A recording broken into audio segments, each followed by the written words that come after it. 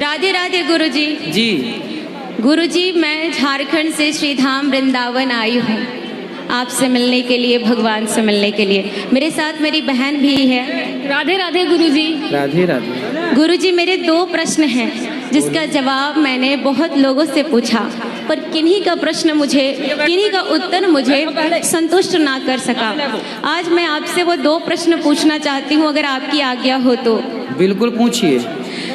गुरुजी, जैसा कि आप हमें समझाते हैं, बहुत लोग हमें समझाते हैं कि आज हम जो कुछ भी करते हैं वो अपने कर्मों का फल है। जो हम पुराने जन्म में, पिछले जन्म में जो कुछ भी किए हैं उसका आज हमें फल मिल रहा है।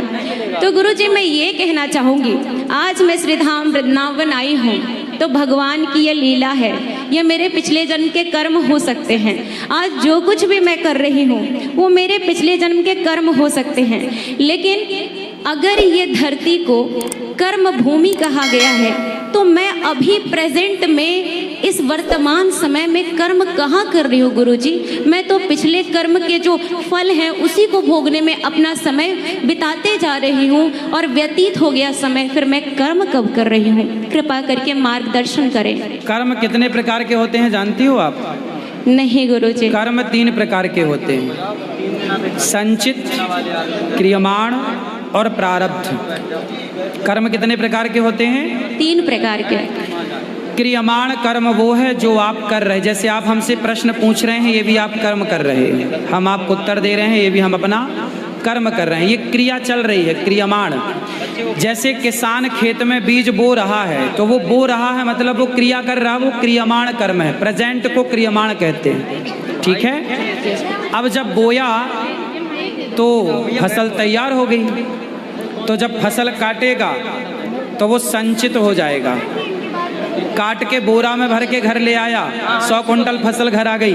वो क्या था? क्रियमाण का फल था, संचित, इकट्ठा हो गया। हाँ या ना? हाँ। फिर वो उसी गेहूं को चक्की में पिसवा के और उसी की बढ़िया रोटी में घी लगा के मस्त खा रहा है। वही है उसका प्रारब्ध।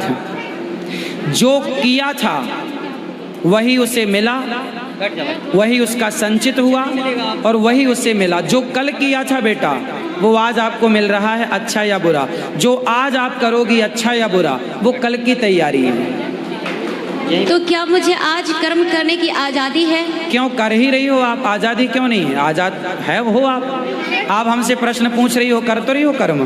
पलकें झपका रही हो, कर तो रही हो कर्म। आप रोटी खा रही हो, कर तो रही हो कर्म। दूध पी रही हो, कोई शराब पी रहा है, कोई दूध पी रहा है। कोई बकरे को काट रहा है तो कोई बकरे के मलहम पट्टी लगा रहा है। कर्म दोनों है। आप बकरे को काट रहे हैं वो भी कर्म हो रहा है, और आप बकरे को मलहम पट्टी लगा रहे हैं वो भी कर्म हो रहा है। कर्म जब आप करेंगे तो उसका फल भगवान देंगे। मलहम पट्टी लगाने का फल भी भगवान देंगे और बकरे की गर्दन में तलवार चलाने का फल भी भगवान देंगे।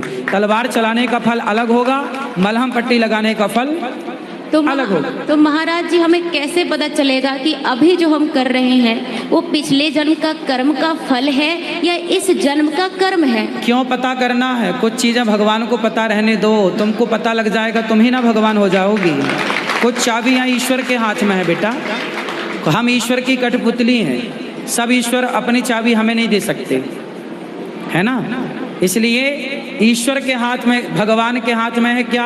तुम्हारे हाथ में क्या है? तुम्हारे हाथ में है तू कर्म कर, कर्मण्येवाधिकारस्ते, तू कर्म कर। फल भगवान के हाथ में, तू कर्म कर, भगवान देंगे। तो आप कर्म को बेहतर करिए, मस्ती से करिए और फल की चिंता ना पालिए, ईश्वर है आपके साथ। धन्यवाद गुरुजी। अब मेरा दूसरा संतुष्ट हुई इस प्रश्न के उत्तर से?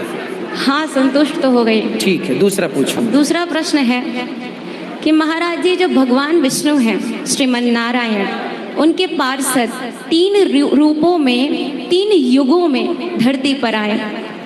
पहला वो सतयुग में आए, हिरण्याक्ष और हिरण्यकश्यप के रूप में। दूसरा वो त्रेता में आए, रावण और कुंभकर्ण के रूप में।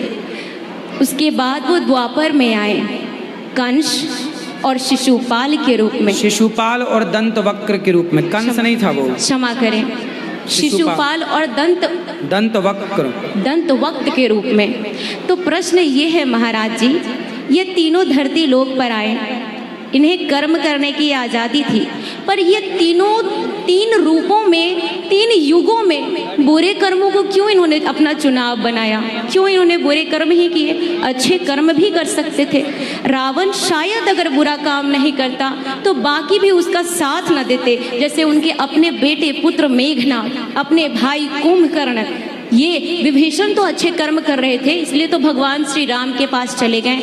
तो फिर ये बुरे कर्म क्यों कर रहे थे? अपितु ये तो भगवान के पार्षद ही थे ना। श्राप लगा था, श्राप लगा था सनकादियों का कि आप राक्षस बनोगे, और राक्षस जब बनोगे तो राक्षस का आचरण अपनाएंगे। और उन्होंने जो कार्य किया वो राक्षस के आचरण का था, क्योंकि श्राप लग चुका था, 3 जन्म तक राक्षस बनोगे सनकादियों का। अच्छा, मतलब उन्हें श्राप ही मिला था? श्राप था। अच्छा, धन्यवाद महाराज जी।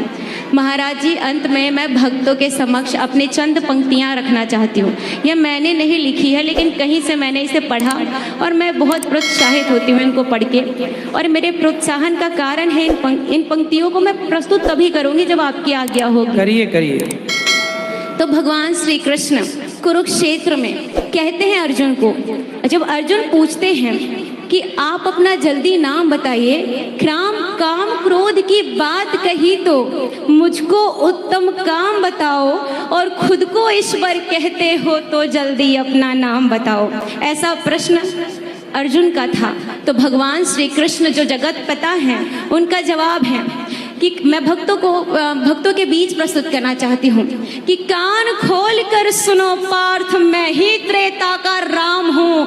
कृष्ण मुझे सब कहते हैं, मैं द्वापर का घनश्याम हूँ। रूप कभी नारी का रखकर मैं ही केश बदलता हूँ। धर्म बचाने के खातिर मैं अनगिन वेश बदलता हूँ। विष्णु जी का 10म रूप मैं ही परशुराम मत वाला हूँ। नाग कालिया के फन पर मैं मर्दन करने वाला हूँ।